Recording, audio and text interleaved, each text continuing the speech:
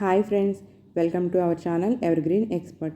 ఇవాల్టి వీడియోలో మనం ఒంట్లో వేడిని తగ్గించి అదేవిధంగా వెయిట్ లాస్కి ఎంతో హెల్ప్ చేసే ఈ మస్క్ మెలన్ జ్యూస్ని ఏ విధంగా అంటే షుగర్ లేకుండా పిల్లలు కూడా ఇష్టపడే తాగేలా చేసే జ్యూస్ని ఏ విధంగా మనం ఇంట్లో ప్రిపేర్ చేసుకోవచ్చు అనేది ఈ వీడియోలో చూసేద్దామండి. ఈ జ్యూస్ని మనం బ్రేక్ఫాస్ట్కి కానీ లేదా డిన్నర్కి కానీ మనం తీసుకోవచ్చండి. మీరు కనుక ఫస్ట్ టైం నా వీడియోని చూస్తున్నట్లయితే కనుక తప్పకుండా సబ్స్క్రైబ్ చేసుకోండి. సబ్స్క్రైబ్ చేసుకోవటం వల్ల నేను చేసే ప్రతి వీడియో నోటిఫికేషన్ మీ వరకు వస్తుంది. ప్రతి వీడియోని మిస్ కాకుండా చూడొచ్చండి.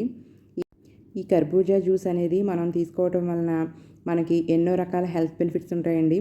ముఖ్యంగా వెయిట్ లాస్ అవ్వాలి అని అనుకునే వాళ్ళు తప్పనిసరిగా ఈ జ్యూస్ని వాళ్ళ డైట్లో ఇంక్లూడ్ చేసుకుంటే మనకు చాలా హెల్ప్ అవుతుంది.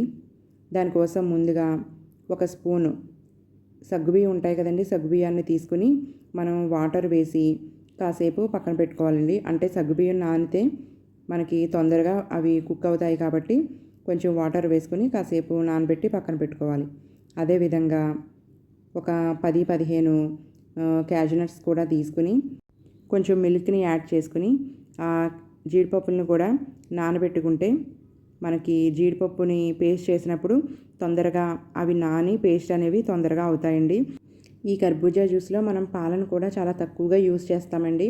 మీకు పాలు టేస్ట్ ఇష్టమైతే కనుక మనం క్యాష్యూ నట్స్ని నానబెట్టడానికి యూస్ చేయొచ్చు.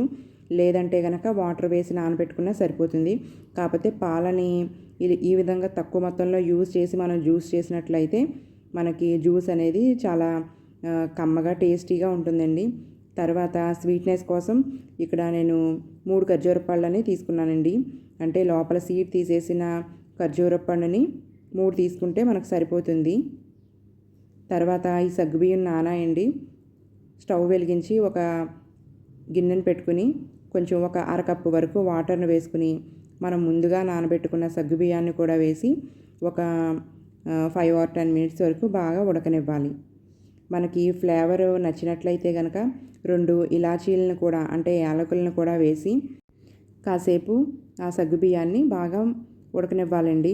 అంటే యాలకుల్ని మనం సగ్గుబియ్యం ఉడికిన తర్వాత ఆ యాలకుల్ని తీసి పక్కన పెట్టేయచ్చండి. ఆ ఫ్లేవర్ అనేది ఆ వేడికి ఆ వాటర్లోకి దిగుతుంది కాబట్టి ఈ విధంగా ఒక 10 minutesకి సగ్గుబియ్యం అనేవి కూడా చాలా బాగా ఉడికిపోతాయండి. సగ్గుబియ్యం యూస్ చేయటం వల్ల మనకి వేడి అనేది ఉండకుండా ఉంటుందండి. తర్వాత సగ్గుబియ్యం ఉడికిన తర్వాత ఒక మిక్సీ జార్ తీసుకుని మనం నానబెట్టుకున్న జీడిపప్పుని ఖర్జూర పళ్ళని కూడా వేసేసి కొంచెం కోర్స్గా బ్లెండ్ చేసుకోవాలండి. తర్వాత అదే మిక్సీ జార్లో 1 కప్పు కర్బూజా ముక్కలను కూడా వేసుకుని మనం వాటర్ అనేది ఏమీ యాడ్ చేయకుండా మనం మిక్సీ పట్టేసుకోవాలండి. ఈ విధంగా ఒకసారి మిక్సీ చేసుకున్న తర్వాత మనం సగ్గుబియ్యాన్ని ఉడకబెట్టిన వాటర్ ఉంటుంది కదండి, కొంచెం ఆ వాటర్ని మనం మిక్సీ చేసుకున్న కర్బూజా జ్యూస్లోకి యాడ్ చేసుకుని ఒకసారి పలుకులు లేకుండా మనం మెత్తగా గ్రైండ్ చేసేసుకోవాలి. ఈ విధంగా సగ్గుబియ్యం ఉడకబెట్టిన వాటర్ను కూడా మనం వేస్ట్ చేయకుండా ఈ జ్యూస్లోకి యూస్ చేయొచ్చండి. తర్వాత ఈ కర్బూజా జ్యూస్ అనేది మనకి రెడీ అయిపోతుంది. తర్వాత గ్లాస్ తీసుకుని సగ్గుబియ్యం ఉంటుంది కదండి, ఉడకబెట్టిన సగ్గుబియ్యం కొన్ని వేసుకుని తర్వాత అదేవిధంగా మనకి ఇష్టం వచ్చినట్లు డెకరేట్ చేసుకోవచ్చు. నేను ఇక్కడ చియా సీడ్స్ ఉన్నాయండి నా దగ్గర, కొంచెం సేపు సోక్ చేసి పెట్టిన చియా సీడ్స్ని కూడా యాడ్ చేసుకుంటున్నాను.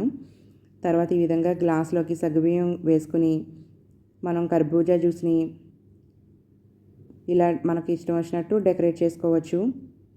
ఈ జ్యూస్ అనేది చాలా టేస్టీగా ఉంటుందండి. పంచదార వేయలేదు కదా బాగోదు అనేది ఏమీ ఉండదు.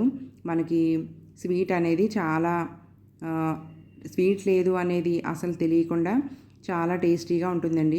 ఉదయాన్నే ఈ విధంగా మనం బ్రేక్ఫాస్ట్లో కనుక మనం ఈ జ్యూస్ని తీసుకున్నట్లయితే కనుక మనకి ఆ రోజంతా కూడా చాలా పొట్ట అనేది కడుపు చల్లగా ఉంటుందండి, హాయిగాను.